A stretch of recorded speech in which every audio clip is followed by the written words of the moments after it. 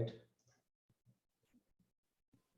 So now, since the recording has started now, I'll start with the coverage. The first section is going to be grounding in UX. We'll spend a few minutes there.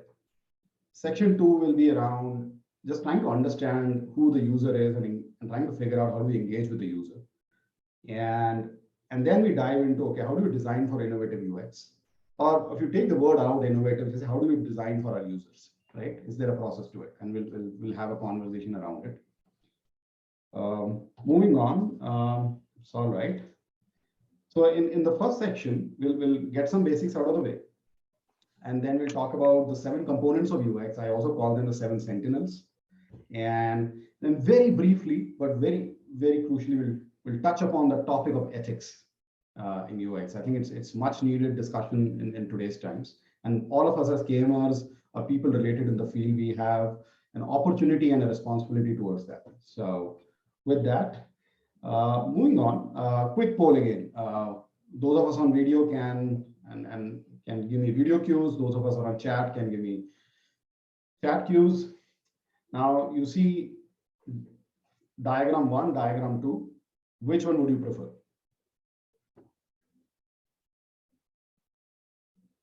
We can do it quickly. We can do 1, 2, 2. Okay, a lot of 2s so far in the chat. All right.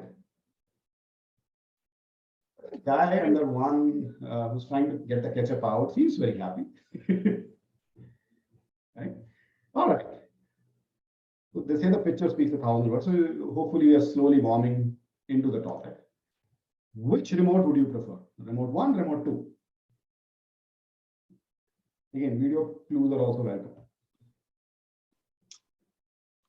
So some of us prefer 1. Excellent. We need that kind of a discussion and debate. Excellent.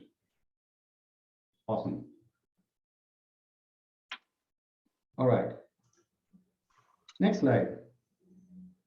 Now, how many of you bumped into doors which were actually pull doors and you try to push them versus the doors which are supposed to be pushed and you end up pulling them? I've done that a million times. Right? Whose fault is it? And feel free to unmute yourself and speak. Whose fault is it, do you think, if you run into doors that were supposed to be pulled, but you ended up pushing? It's your fault? Someone else's fault?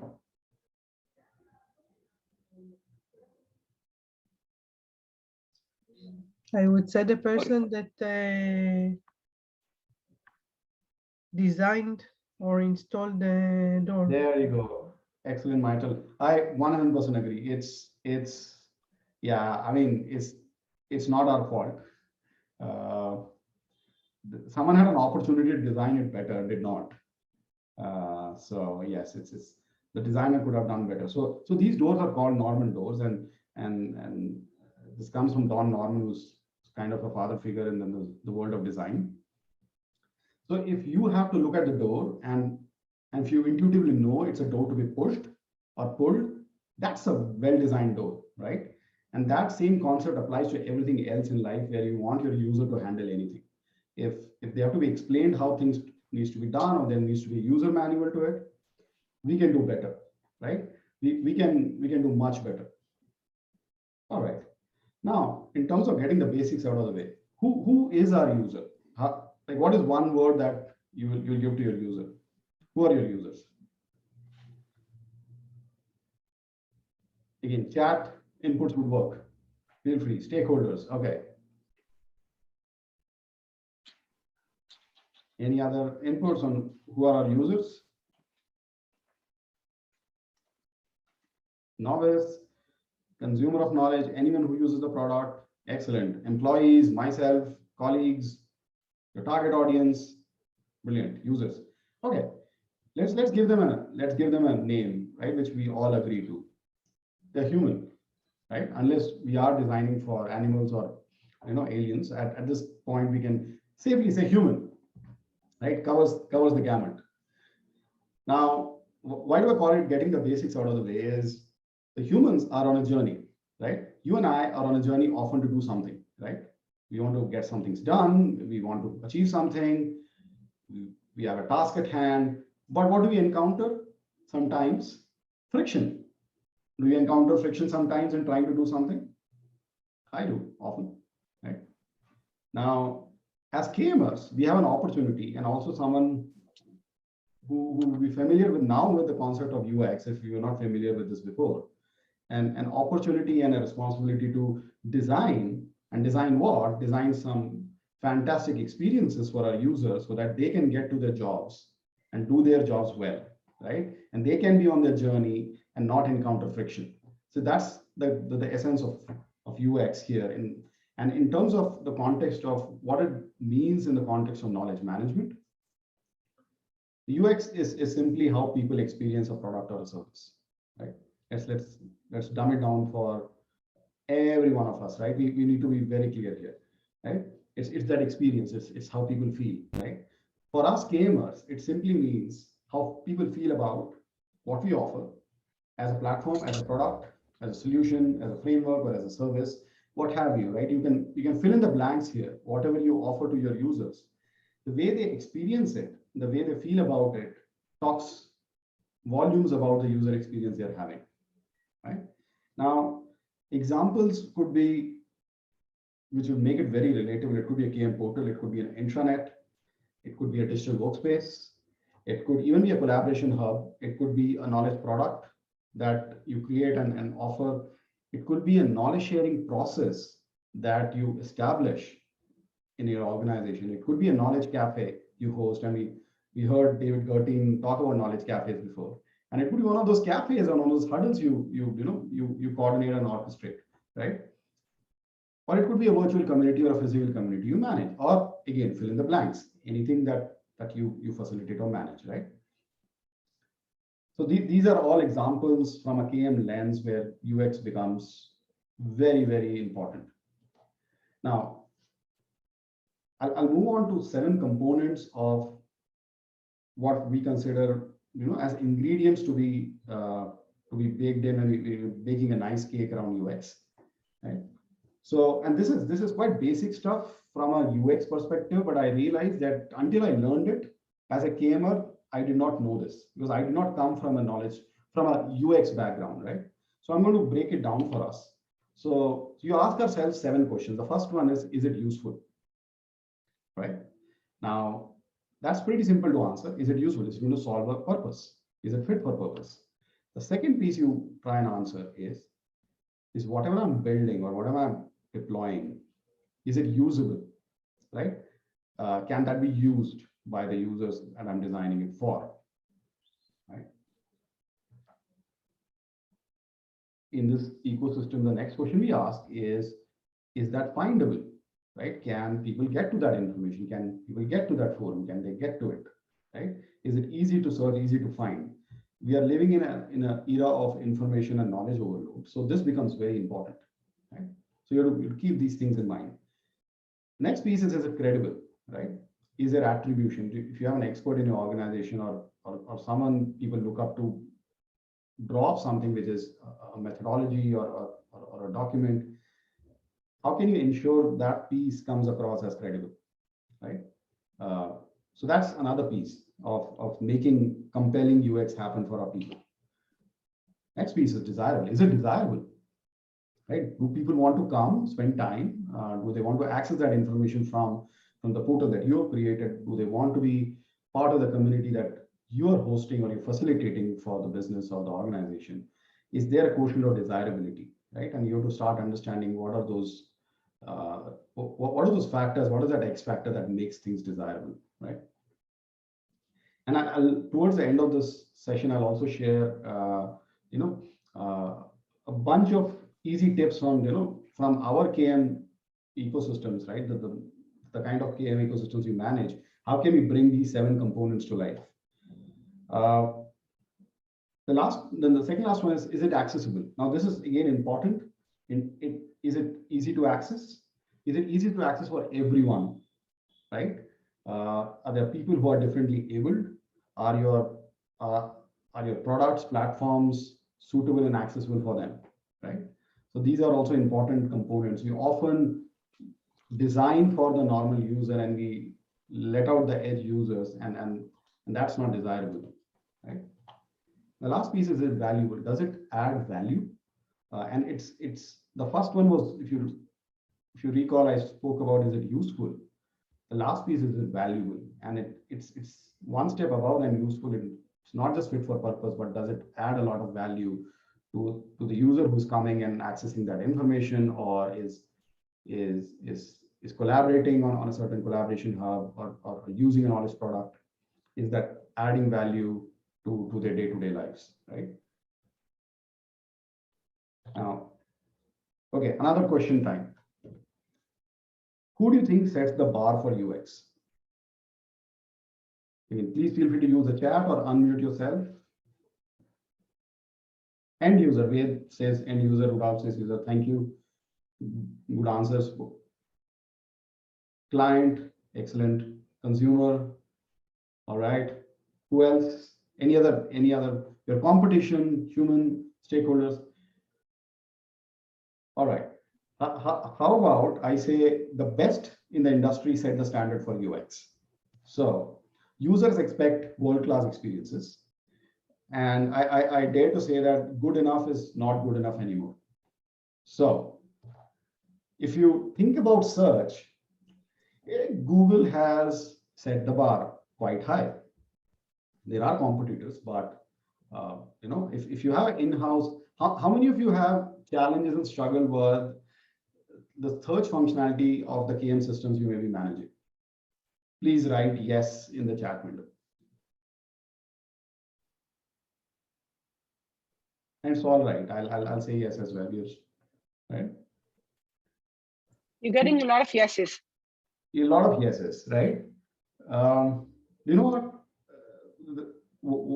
One inspiration we have is Google, but it's also a challenge because they've set the bar for search. When someone thinks about search, they compare it to the Google search, right? So if someone talks about e-commerce, right?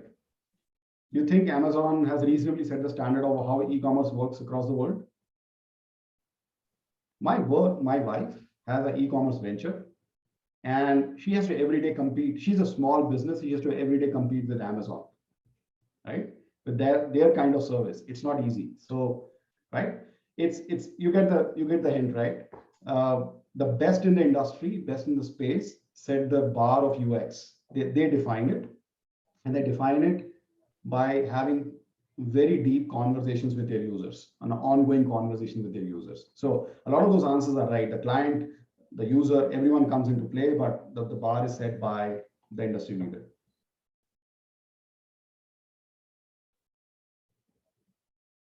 All right, Jan has a question. Jan, I'll address this towards the end if it's all right. And I'm happy to also send you some material if that's a far more detailed material that will help. All right. So moving on, I promise to briefly touch upon ethics as a component. So here is what I have. Okay, before I share what I think, anyone wants to quickly talk about what do they think ethics in UX has to be, at least from a KM lens? Maybe avoiding manipulation of UX on our decisions. Brilliant. Thank you. So here is a version you can sample. Can we make it easy for people to do their jobs better and faster, or whatever that they're looking for? If it's cheaper or it's whatever. We can get to a point where we're helping our humans, our users, to do their jobs easier. I think that's being in the good side of ethics with user experience. But if our lens is around, you know what? Let's make the system addictive. Let's increase time on the system. How can we make sure we get more hits and more views? Then we're not sequencing this thought process right.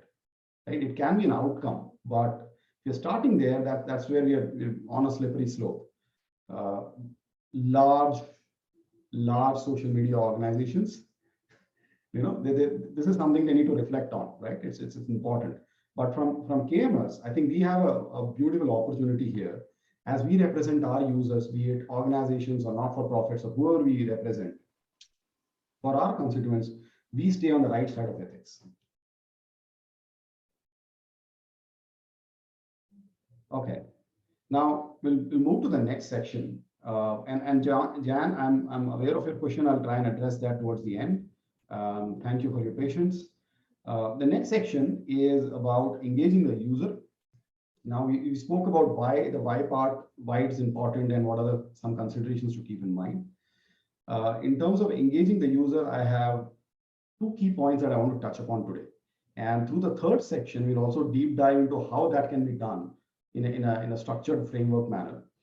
But again, I think going back to the session we had with Rudolph on design thinking and a few other sessions, we did talk about why your user is important, how co-creation is important. I think here we'll touch upon this concept about co-creation very briefly. But this is very important because user experience is all about the user and the experience they have. And it's very easy for us to sit back and think we know best. And often that's not the case, and that's where we make them stay. So, Balaji, we have a question here about ethics. I'm sorry. Rudy is asking, what about ethics if we want more users to come to the portal, as very few are realizing the valuable assets available on the internal portal?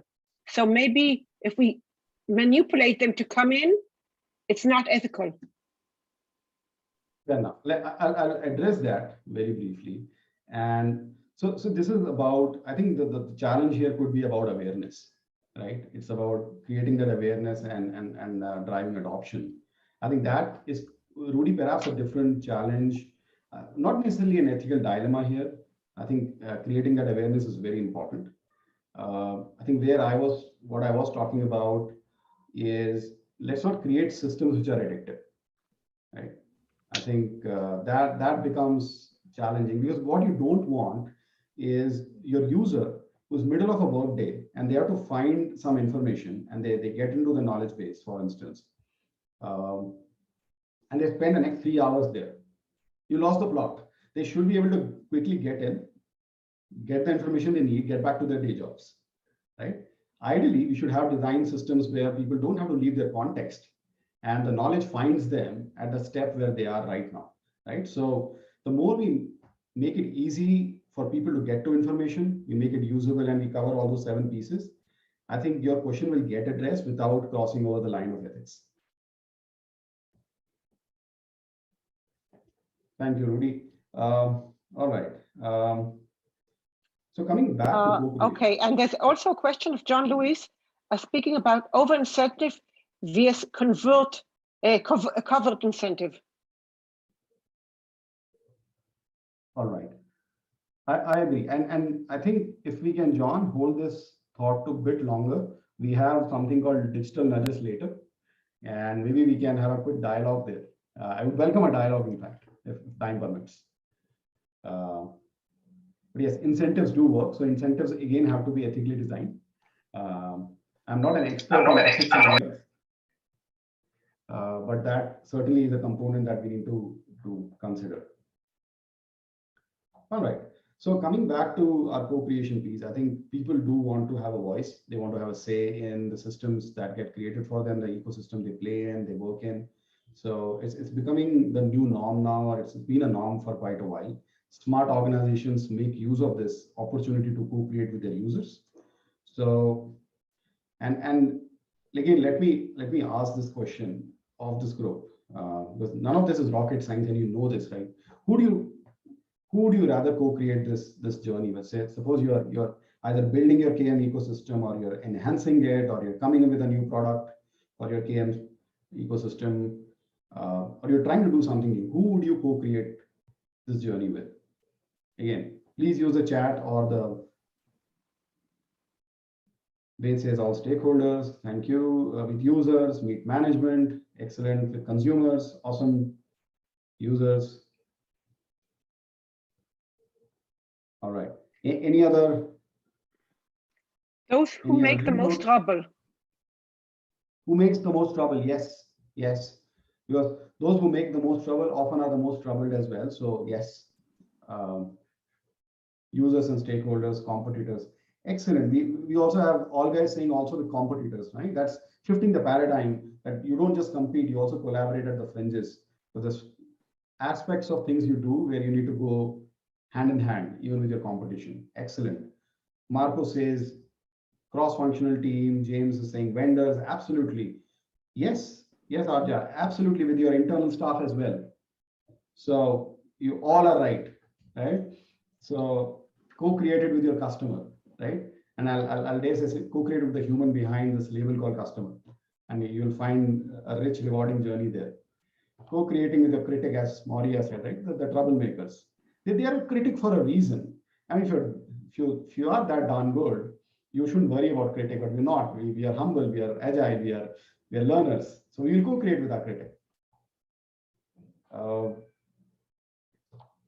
Also with your community, right? Because whatever we create, whatever we deliver, succeeds or fails in an ecosystem, and ecosystems are made of communities, right? So co-create with your community.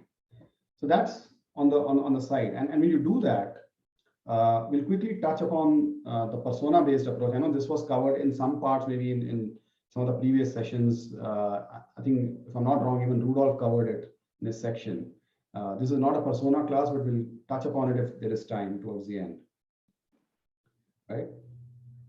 Now, the second concept I want to talk about is iteration loops. Very closely linked to co-creation, very closely linked to how we go about going about our business with designing good user experience, is iteration loops. What do you mean by iteration loops? Fairly simple. I believe this is not a net new term. Most of us would be familiar. But let's start with an idea. What do you do when you have an idea? Say, in the context of us as KMers, we want to say, start a new community, we have a great idea. What do we do?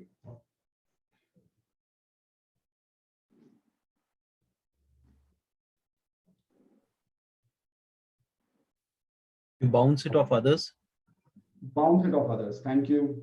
Thank you, Rudolph. Brainstorm. Neera says brainstorm. Excellent. Now you're also learning that I'm quite open to feedback, right? So I pause once in a while, and I love to engage with you, right? So we have an idea, and then one of the things, say, you brainstorm and you come up with some kind of a prototype, right? And you can run these loops. You start wherever, right? But from a UX lens, you need to have some kind of a prototype, right? And the idea storming happens with your customer, your community, your critic. You have a prototype. What do you do when you have a prototype? Any advice for next steps?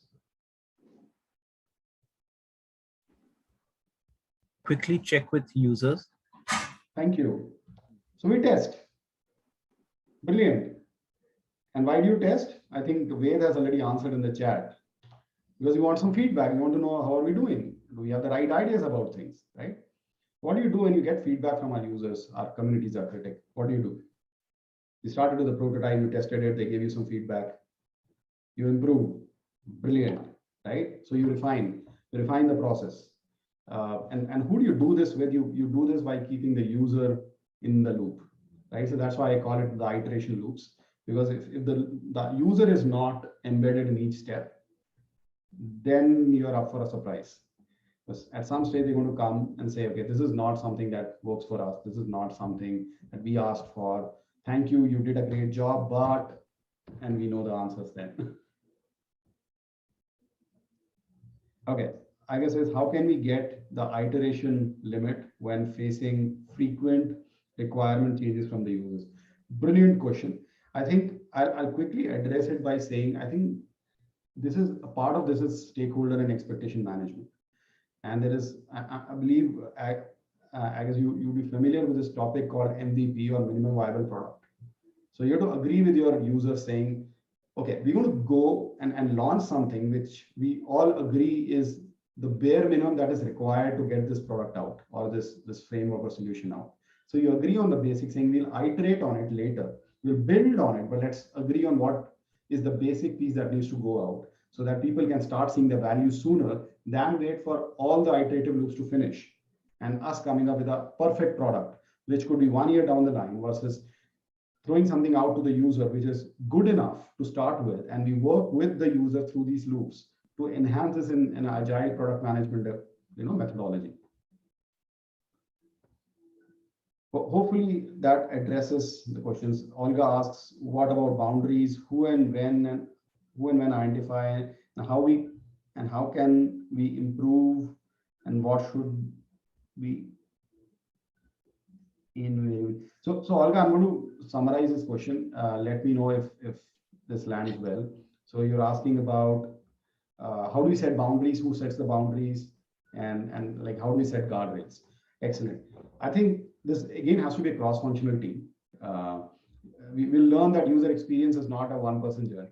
While each of us may have experience with working with a user experience designer, that's not their role to manage the entire product development life cycle, right? Here we are designing the user experience and how the experience has to be, to be unfolded. The actual product development or actual technological development is a different piece, right? And there, I think, depending upon you're following agile or you're following waterfall or whatever you're following, those respective roles will hold good in designing or in defining those boundaries. So it's not necessarily UX. UX is a lot about sense making and listening and going back and validating. All right. But thank you. Great questions. I'm also thinking as you're throwing these challenges up. All right. Interest of time. So now we've come to the third section. In this third section is where it gets a bit more detailed into, okay, what is like, how do we design? How do we go about? In the first two sections, we spoke about the basics. We spoke about engaging the user. We spoke about some of the basic tenets. Now, how do we go about as a process, right? Start to finish, how do we design for an innovative user experience, right? And I want you to remember as we go into this section, in the context of KM, the context of KM is it could be one of those examples I spoke about, right? Look about your roles and you'll see your examples, right? It could be an intranet, it could be a digital workspace, it could be a knowledge repository, it could be a community that you manage, could be any one of those things, right? Could be a knowledge sharing process as well, right? So how do we approach in a methodical way so that we're not lost? We also learned from, again, Rudolph's session that design thinking and all of that is not just woo-woo stuff. There's a lot of disciplined, structured approach to make sure we stay on track, right? And we'll also quickly cover one aspect of the 5S model, which is digital nudges, which basically addresses the UI component, because this session is about UX. It doesn't talk about UI. I just want to give you a brief flavor of how, say, UI brings UX to life. So we'll just cover that a wee bit. Okay, so if it's all right, I'll move to the next section. And here we'll talk about the 5S model, and I'll again talk where this 5S model comes from towards the end. Let's just focus here. This is not something that I came up with. This is a tried and tested thing that I borrowed from the world of UX. So this 5S model is about, in a sequential way, it is about thinking about the strategy, thinking about the scope, the structure, the skeleton, and the surface of the user experience journey, right? Now, how do we go by it? It's 1 to 5 sequential. So first piece addresses your why. So in the strategy piece is why you basically figure out, okay, why are we doing this? What are we trying to solve, right? So that the whole, the root of the question why, and here is where we spend the most amount of time trying to upfront understand the user and their needs, right? So this is the strategy piece. We use a lot of tools like user research, user persona, journey maps. We do a lot of those things here. And then we come to defining the scope, which is the what. And here is where we start to talk about, okay, what is the real problem we are trying to solve here? We have understood our user, we have defined who our users are, we understood their challenges. We also narrowed down which problem generally to solve. Now is where we are saying, okay, what are the features? What are the functionalities? What is in scope? What is out scope for this build or this solution, right? And we use a lot of tools here. Again, I won't go into a lot of those details. This is one good example is affinity maps. You have a lot of ideas. You start to group them in forms and shapes where it starts to make sense in clusters. So that's the second space around defining the scope. Then we come to the how. which is around now we're moving into the concept zone. We are saying, okay, let's define from the scope, how will this all be structured? Because now you're trying to put, you start with the spirit and now you're trying to put the body, assemble the body here. So you want to have the skeleton in place, how the user will experience the solution or the product. Here you can start to think about the information hierarchy, the navigation, the content grouping, all the good stuff that we are super familiar with as gamers. We do that very well, but if we do that with a sequence of starting with the user in mind, I think by the time we are at the structure phase, where we do spend a lot of time, we are well positioned. Now, the how kind of continues into the skeleton of the 5S model as well. Because here is where, from the user flow and the structure, we are getting into how the interface starts to look like of a product, of a solution, or a community, or how do people navigate things, right? So if this was a technology product, in many cases, we do handle technology products as KMS. Here is where we are talking about wireframes. We're talking about, okay, how do we use low fidelity wireframe and high fidelity wireframes? How do you create interactive prototypes, right? What kind of tools do we use so that our users can get a flavor of what we are building for them without necessarily waiting for the product to be released and then telling us this works or this doesn't work? Can we get them something they can play around with, give us feedback, and we improve, right? So this is what gets, and this is where I say, this is where the rubber starts to meet the road. This is the point of contact. We give them something which they can touch, feel, and iterate and co-create with us. We are on the path to success. You know, Balaji, you can name the fourth one, the WH question, where, because you decide where to put things. Fair enough. Yes, I agree that it could, in many places, also the where. You're right, absolutely. In terms of, okay, where would stuff go? Where would, yeah, I agree. Thank you, Maria. That's a good call out. I will update it for whenever the next session is, or maybe before we upload this, we upload this after the edit. We are agile. We will learn and we will improve. Thank you. All right. The next one is the surface piece. Now, this is not the UX. This is the UI. Surface is what we are most engaged with, right, on our day-to-day.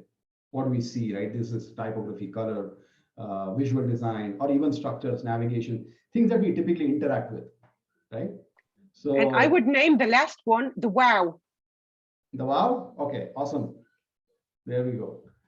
I'm going to take notes here, right? So there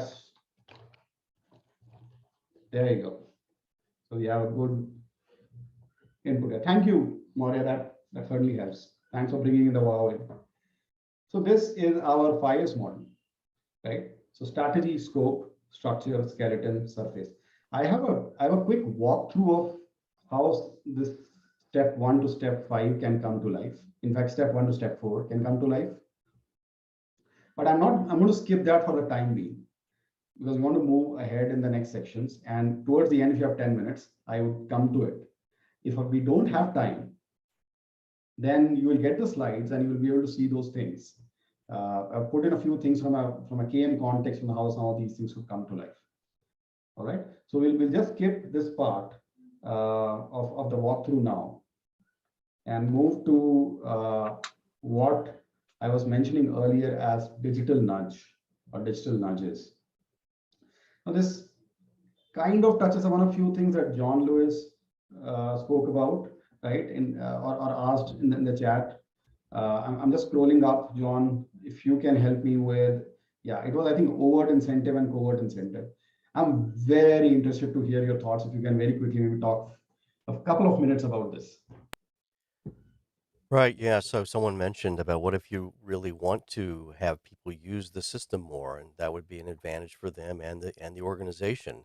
It's a question of how you can incentivize overtly by saying, hey, if you use the system, we're adding up points, and there's bonus money involved, and the people that get the most number of references and involved in knowledge sharing, and there's ways that they're involved in it with informed consent.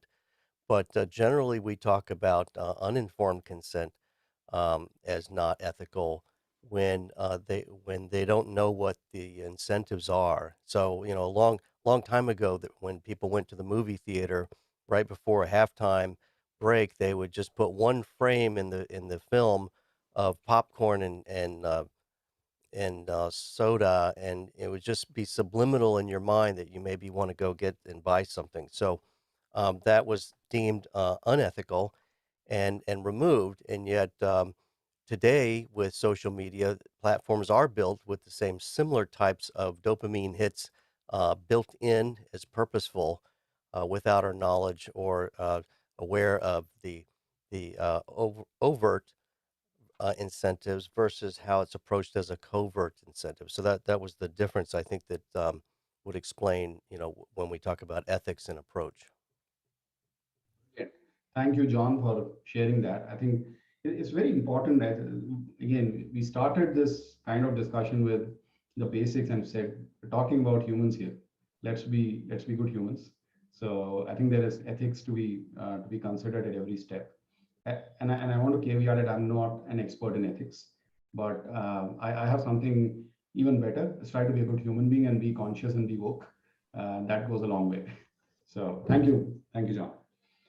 So in terms of this slide, this talks about digital nudges, right?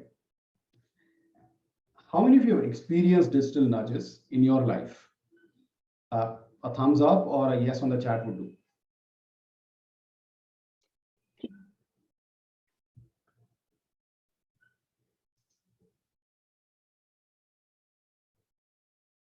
Cool. There's a lot of yeses coming in. Anyone was not, maybe I should rephrase this question, right? Anyone was not, experienced digital nudges can say a thumbs down or a no.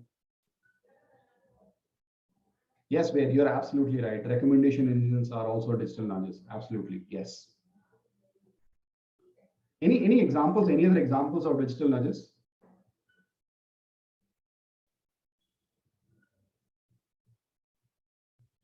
That you have encountered, either that annoys you or you really love?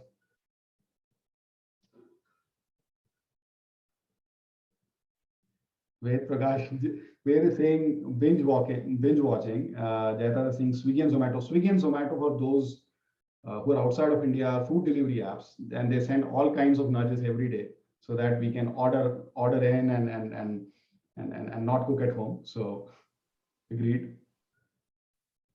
Earlier, we used to have the flight tier system. So you got 3 more flights to reach the next level. So Excellent. would that be a digital nudge? I think that one of the more famous ones is the more convincing ones is the one with opt-in and opt-out, where if you opt in, you tend to do things more, even though it's only a second to opt out. Agree. Marco says booking.com. Marco, what about booking.com have you experienced which you would qualify as digital nudges? Well, booking.com, they offer you a higher level if you booked enough apartments and similar things. They say, okay, for the next bookings, you get 20% off and things like that. Excellent. So we all are familiar with, digital nudges because we experience it. We've been bombarded by it, right? Day in and day out. No matter which app you open, there is some kind of a digital nudge. Now, what I did, I just realized that we have a few types of digital nudges. One is things that provide us some incentive. And what are those incentives, you could figure out. But if you could sign up just today, you get a 40% off on this course. Interesting. So that's a digital nudge. It made me act. It made me sign up, right? I didn't know if I needed the 40% off or not. I needed the course at all or not, but it played on my psychology, right? So that's a digital nudge.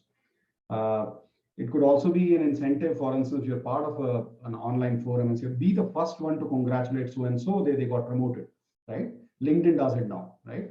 So those are also digital nudges, which says, okay, be the first one. So they're incentivizing you to a certain, certain sense of either entitlement or certain outcome. So that's one type of digital nudge. Then there is reminders. If you don't pay your bill today, you'll have to pay a late fee, right? So many of us have mobile apps which remind us of various, bills we have to pay, and they say if you don't pay today, yeah, this is your last chance. Agreed, right? Thank you, Marco. Right? So there are these reminder-based nudges that often many of us found very, very useful, right? Because some of us are distracted and we like those nudges. We started to come to rely on them.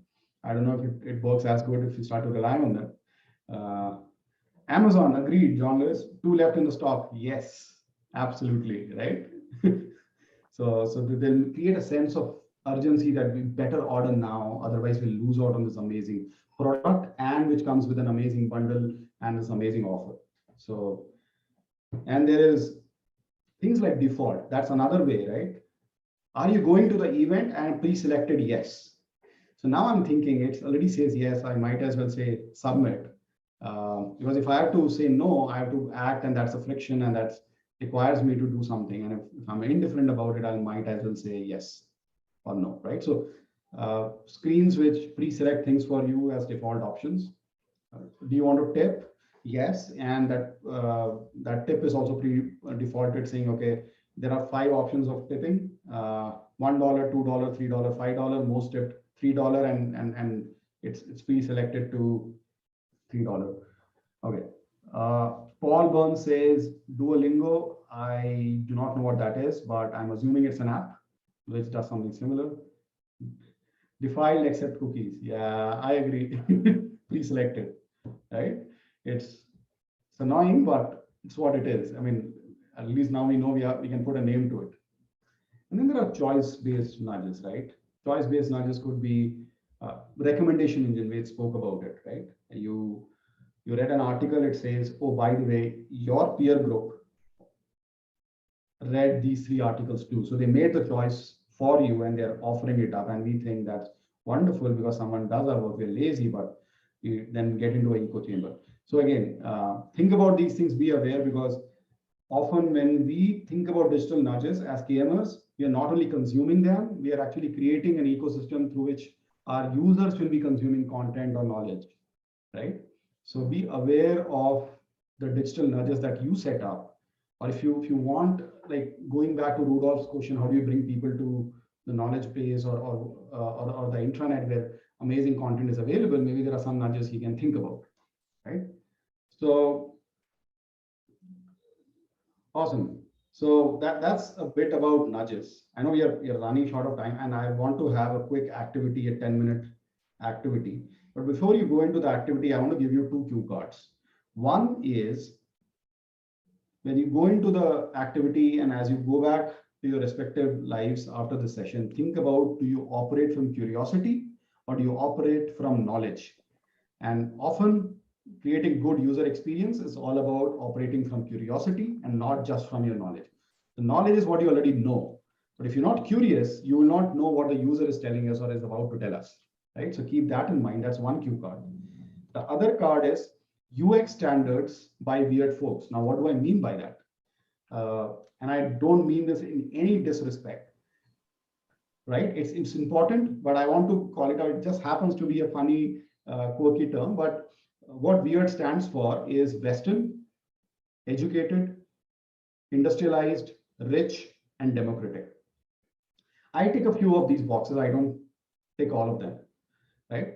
So what this means is a lot of the UX that you see around the world, the standards of UX has been designed and set by folks who meet all these boxes, or most of these boxes.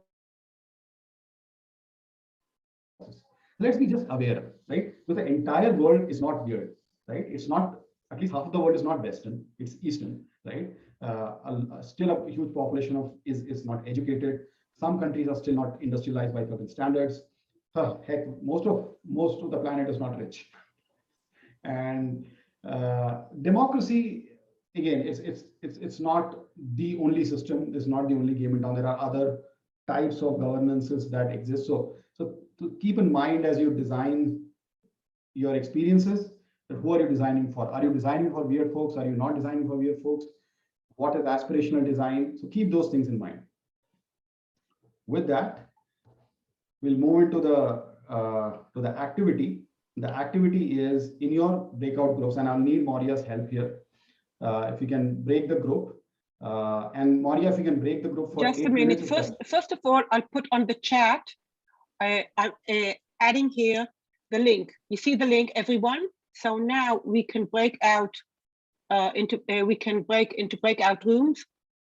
We have 50 people. We'll have 10 rooms today. Please go. How much time do we have? Something like 8 minutes? 8 minutes. If you can give 8 minutes, yes, that would work. All right.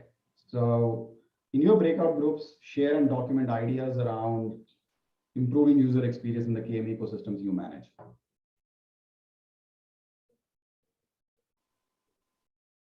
So Maria, I have a question for you if you're still listening, if you're able to listen. Yes, I hear you. I'm with you. Would people in the breakouts have access to this activity question, or should we need to ping? Yes.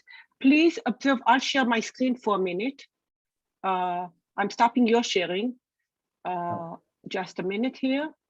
Can you see my screen now? Yes.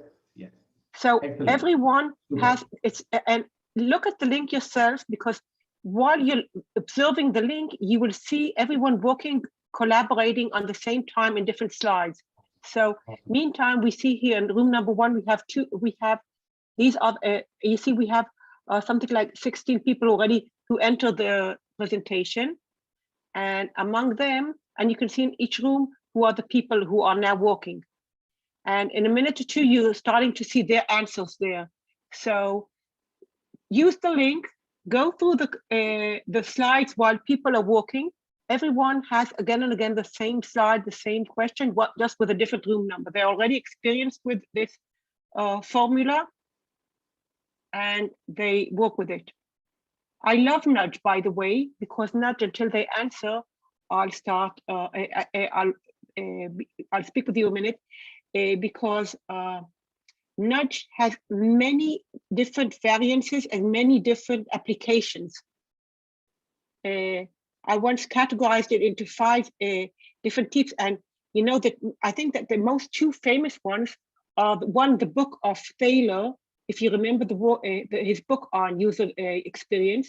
So on the cover, you see a mother elephant very, very gently touching with her nose, with the bottom of her baby elephant, and he's going on.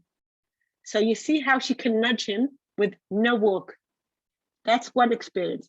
The first example in the book starts with a very neat example of the toilet rooms in Schiphol airport, where they had a huge problem that men were not too clean, and they had to put a lot of money into cleaning the toilets.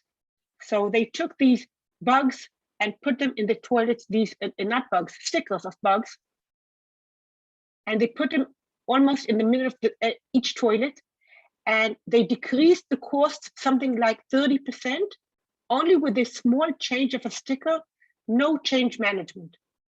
So that is, I think, the most convincing example of Nudge ever presented. I agree. Are you familiar with that story? Yes, I am. So you can find in a minute, if you look for it, you can find the picture of the sticker on the internet. So it's something that maybe you like to use in some of the lessons, asking people, what does it mean? What is it? Yes, people, what is it? And almost no one really knows what the bug is out there. And those who know, and then you start explaining, and then you can ask them, because we learn by curiosity. You spoke about curiosity. And then you can ask them, okay, so if now we know that it's a bug in the toilet, so what does it mean? And why is it important? And what can we learn from it, etc. Okay, you can see now that on room number 1, they already started writing, and room number 2 as well, you see. So you don't need me, but you can now move from room to room and see what they're writing. So at the last 3 minutes, you can share some thoughts or insights based on these things. I'll stop sharing, You have the link? Yes, I have the link. Yes, thank you.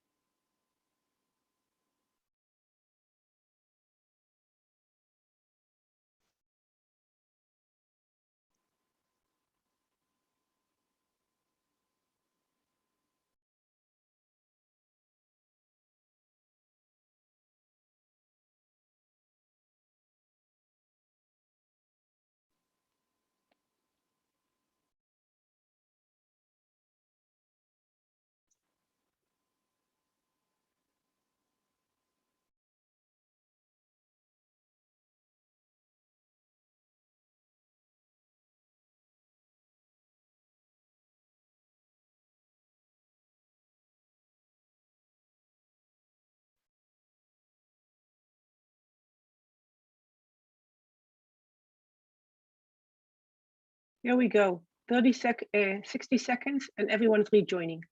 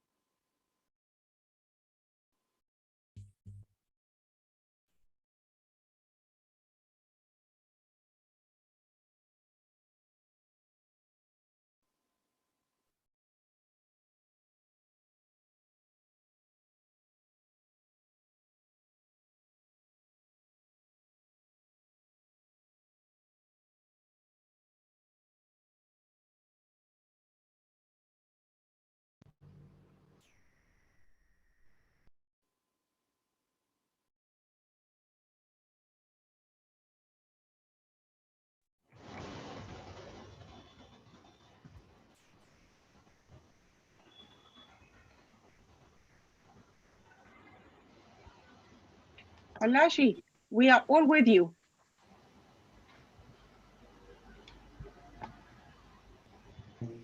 All right. Thank you for taking time to quickly huddle and share some ideas. Let me bring up my screen and maybe we'll spend a couple of minutes. I know we are right at the end of time, so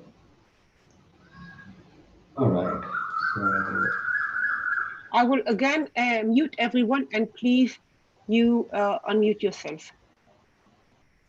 Here we go. Please unmute yourself.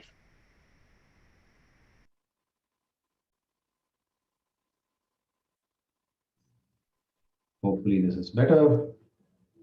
Yes. All right. So again, let's spend a few minutes just quickly going through some good ideas all of you have shared. I won't have time for everything, but you will have this wealth of knowledge as a group to refer to. So I really like this, use different tools and approaches to focus on different senses. Interesting from a learning modality perspective. So as you engage with your users, you identify people have different learning styles and different modalities. So if you can use different tools and approaches, you start to cater to a better user experience. Awesome. Multiple feedback channels. Yes, the more feedback loops and channels you have, the more rich your input becomes. All right, content personalization, short and crisp content. Okay. Mapping user journey, balancing between text, photo, and video content. Okay.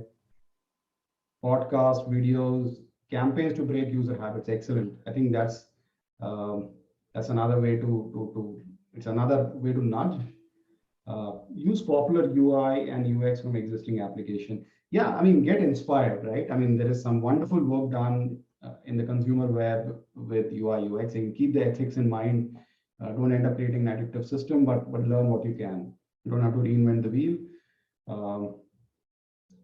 Interview users and take their input seriously. Absolutely. That interviewing the user is the first part of the strategy piece. You really spend time with the user. Capture change management, challenges around KM ecosystem, gamification, yes. I mean, anywhere you can engage the user and try to improve the user experience, it works. Have a unified approach. I really like it, very simple, get user feedback and input. I mean, no one can say it simply than this. Please spend time with your users, seek their feedback, seek their input. It's going to make a world of difference to everything that you do to support them. Ensure alignment with organization goals, yes. So, help users access credibility of information, visual cues of when and who reviewed the information. Absolutely, this is a brilliant idea. If you want to bring in, a sense of authoritative content into pieces that you want to call out, yes. Who reviewed it, who authored it, all of that matters. Brilliant. Send out reminders or nudges to project teams at specific times. All right. Make use of the concept of persona. Yes, I mean, it really makes the job easy once you settled in with your personas as you continue to build and design for your users. Less on navigation, fonts, colors, need more emphasis on search. Okay, stuck with search capabilities of underlying platform, can improve search with metadata, getting garbage out of the background databases. Yeah, that's a smart way to do it to improve user experience. And more than one feedback from throughout the knowledge side. Yes, you could also make it ubiquitous. There could be one feedback from, but it follows you everywhere. Put all relevant essentials on top. Yeah, we call it above the fold. If you're talking about a page design, anything that is of the highest importance or the most used by people, put it above the fold. Traditional way of looking at it was put leadership message and a nice photograph of the leader, but that starting message, people don't really pay attention. They eventually scroll to what they need. So put what they really need and they want to get to right at the top. Brilliant. Balaji, we have to end. So just pick one last one. We are over time. Yes, let's pick one last one. Next slide, I think it says simple interface. I'm going to just go with simple interface. I think simplicity is beautiful. If you can simplify things, you make it really easy for people to come and use your systems and then make it a rewarding exercise. So with that, I'll bring this session to a close from my end. I do promise I'll look at all the questions and try and address them and reach out to people. I know there are a few questions that are pending, so thank you very much. You will get the slide deck. In that slide deck, you'll also have sections we did not cover as walkthroughs. All those will be available. So with that, Maurya, over to you. Thank you. And I won't be long, just telling you all that next week we are speaking about gamification. Rudy Rudolph from D'Souza from India will be speaking about gamification. Please wait, sleep, dream about it the whole week, and have happy holidays. Great day. Bye all. Thank you very much. It was a really nice session. Thank you. Thank you, Thank you Balaji. Very nice. Thank you, Balaji. Love the session. Thank you. Thank you. Bye. Maurya, I hope I'll have access to this chat so that I can respond to questions. I hope so. Balaji, just download it. Click on the three dots next to chat and download the chat. Okay, so you can do it by yourself. You don't even need me. You can do it by yourself, yes. You can go to the three buttons and the first one is save chat. Yeah. Click on the save chat and you'll get it. Where does it get downloaded? I'm not seeing an option. You'll get a message where it is downloaded. Oh, okay, got it. I got it. Got it? Thank you. Yeah. Thank you, Rudolph. I think we learn every time, so that's good. So I'll wait a minute until Balaji, you say that you downloaded it. I have downloaded it. Thank you.